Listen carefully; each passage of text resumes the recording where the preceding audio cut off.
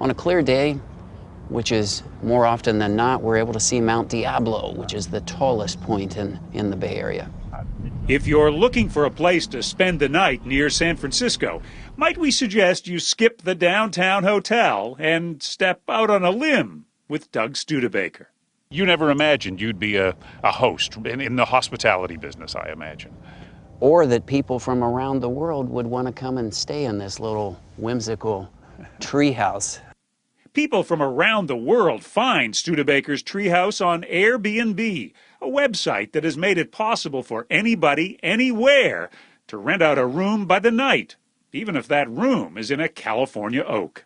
Arborists have told us it's about 150 years old. Airbnb handles the booking and the payment, around $200 a night for Studebaker's treehouse. But you do make money from this. We do make money from this. And yet kind of a nice way to share. It is a nice way to share. Exactly. Studebaker is part of what is being called the sharing economy. With the internet acting as a matchmaker, individuals can now rent out almost anything to anybody. There are car sharing services like Getaround and Relay Rides. Want to pretend you can afford a $100,000 electric car? Well, the owner of this Tesla will share it for $35 an hour. Need some unconditional love and affection? Well, you can even share a dog. Online, you can find a baker willing to share their talent for making brownies, though I don't intend to share this one. Want a bow tie for a night rather than a lifetime? Go to the Tie Society.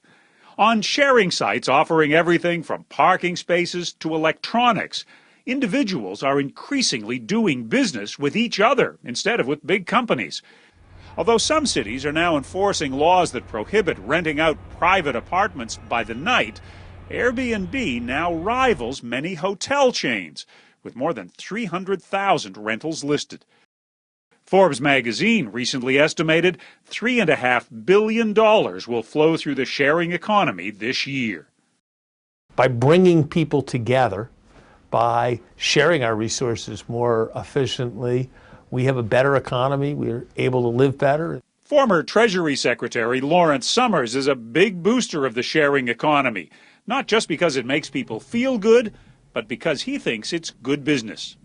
You know, we're moving into a different kind of economy where cars can get used rather than parked, where empty apartments can become a lower cost place to stay, and where people who have money that they're not going to need to access immediately can put it to good use, helping other people who have credit card debts to consolidate, or kids to send to college, or cars to buy. Summers recently joined the board of Lending Club, a business that lets people share their money, giving both lenders and borrowers a better deal than they would get at a bank. French financial guru Renaud Laplanche is Lending Club's founder. Certainly not bad to be in a position you are now to be able to say that we offer interest above 1%.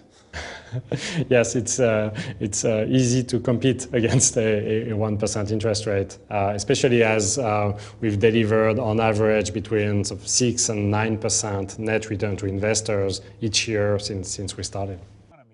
Laplanche started Lending Club in 2007, back when the U.S. economy was heading off a cliff. To the surprise of many, the company has thrived. By the end of this year, Lending Club will have enabled loans worth more than $3 billion. Actually loaned money to strangers on Lending Club and get a much steadier return. 9% on average is what I'm getting. Neil Gorenflo works in a shared office space in San Francisco, publishing a nonprofit web-based magazine about sharing called, what else? Shareable. In 2011, Gorenflo spent a year living as much as he could in the sharing economy. Transportation, travel, childcare, and more, saving him more than $17,000. I think more importantly, our quality of life got better. New friendships, learning new things, feeling more connected to the world in many ways. But before you conclude the sharing economy is the sole domain of hip young urbanites, let us share the story when I'm of not Peg using it. Powell. First of all, this couch, you rent out this couch for people to spend the night on? Yes. Powell was near retirement when she lost her job in Silicon Valley 2 years ago. She was faced with the prospect of losing her home. How much a night for this room? This is 73. So she leapt into the sharing economy, renting her home on Airbnb and her car on Getaround.